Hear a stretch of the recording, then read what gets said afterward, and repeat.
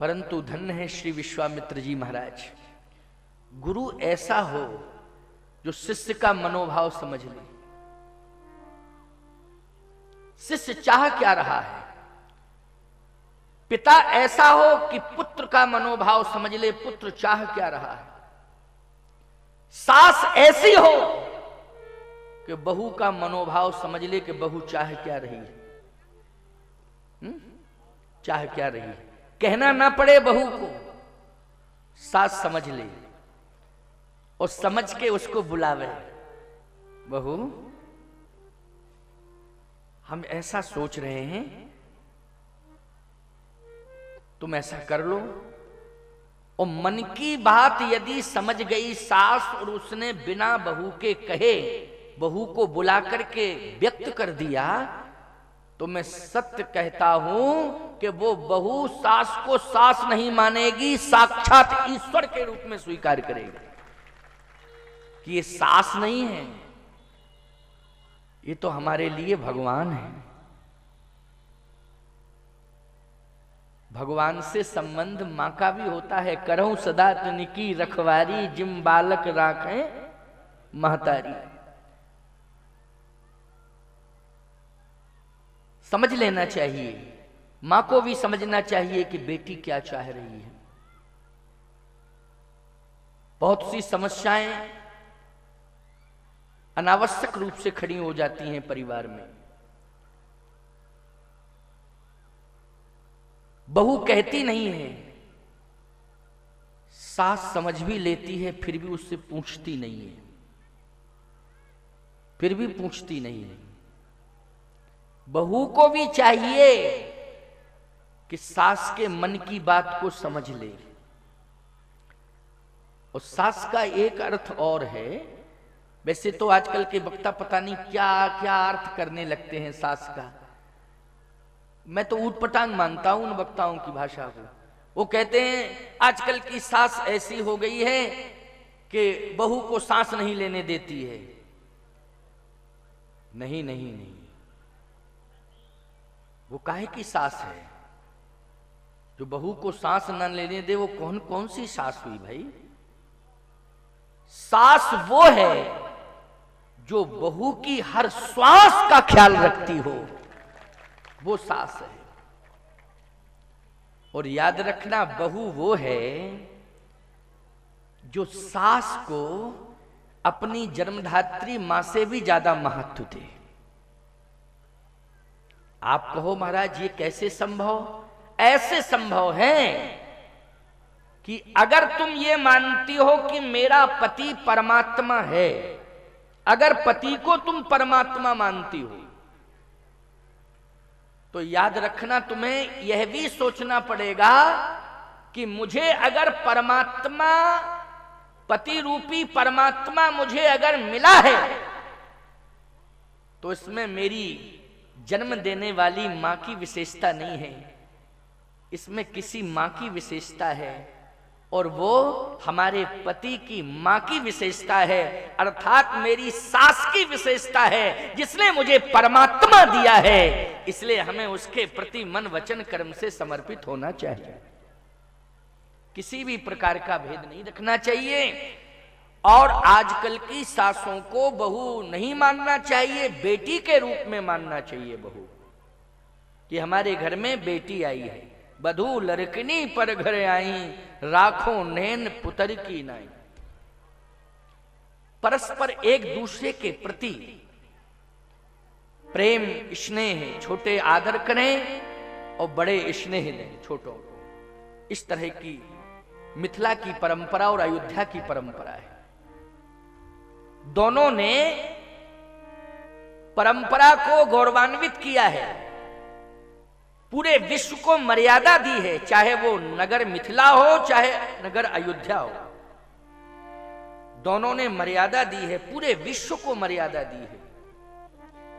आज मिथिला की मर्यादा देखें, भगवान श्री राम मिथिला में हैं, लेकिन गुरुजी की मर्यादा गुरुजी के साथ है ना, इसलिए गुरुजी की मर्यादा बिना पूछे कोई काम नहीं करते हैं, एक कदम आगे नहीं रखते हैं।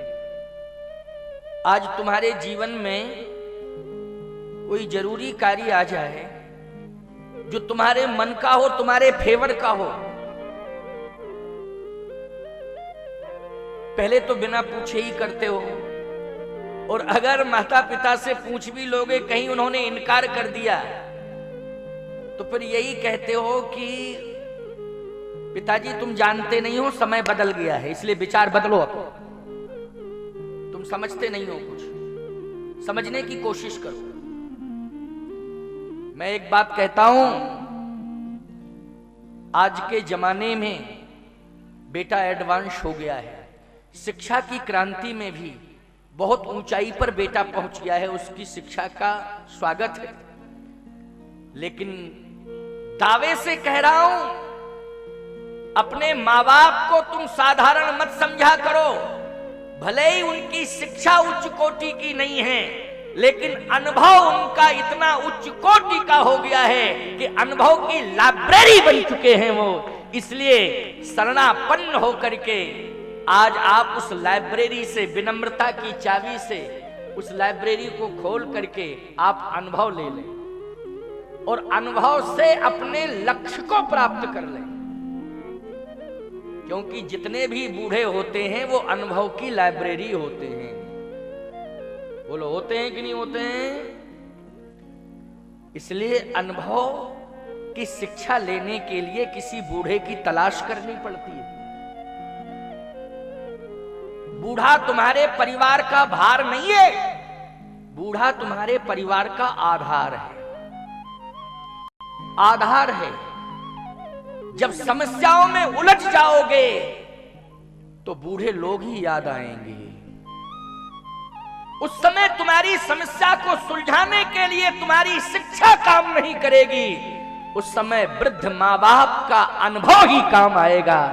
इसलिए बूढ़ों को संभाल करके रखो। जैसे तिजोरी में धन संभाला जाता है ना, वैसे ही बूढ़ों को संभाल के रखो। अब ठंडी आ रही है, ध्यान रखना उनका कि हमारी अनुभव की लाइब्रेरी से अनुभव गायब ना हो जावे, इस बात का ध्यान रखना। इसलिए सुंदर बढ़िया रजाई गद्दा है ना, उनको देना, उनको संभाल के रखना। जैसे धन सोना चांदी संभाल के रखा जाता है ना, वैसे ही सोना चांदी हीरे पन्ना पुखराज मोती मणिमाणिक, इनसे भी ज्यादा कीमती इन वृद्धों की जिंदगी है। हीरा मोती सोना चांदी खोने के बाद ही मिल जाएगा, लेकिन बूढ़ों का अनुभव बूढ़ों के साथ ही चला जाएगा। इसलिए जब तक इनको संभाल के रखोगे तब तक अनुभव का सहारा रहेगा और तुम्हें समय समय पर अनुभव मिलता रहेगा। इनका सम्मान करो। आज भगवान राम अपने गुरुजी का कितना ध्यान रख रहे हैं, कितना ध्यान रख रहे हैं। देखो जनकपुर में मुनिवर शयन कीन तव जाई, लगे चरण चापन दो भाई। बोलो, ध्यान रख रहे हैं कि नहीं? जल्दी बोलो।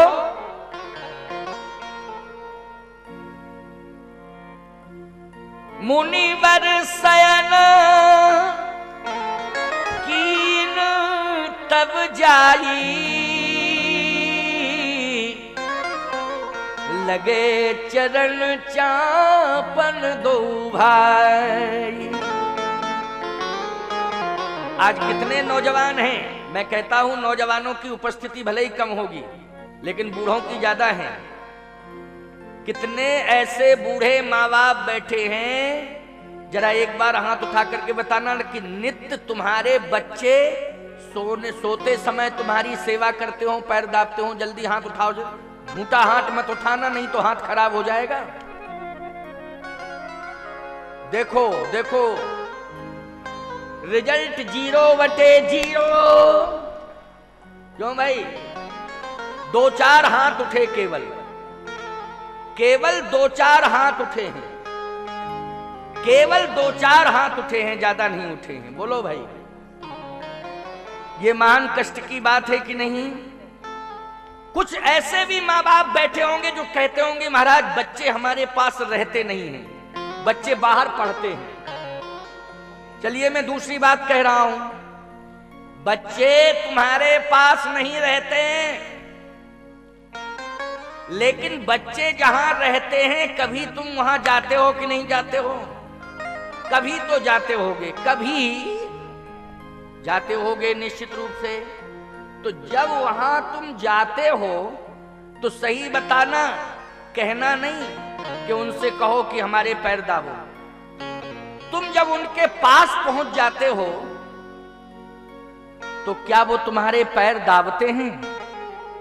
ऐसे कितने लोग हैं वो भी हाथ उठा देवे।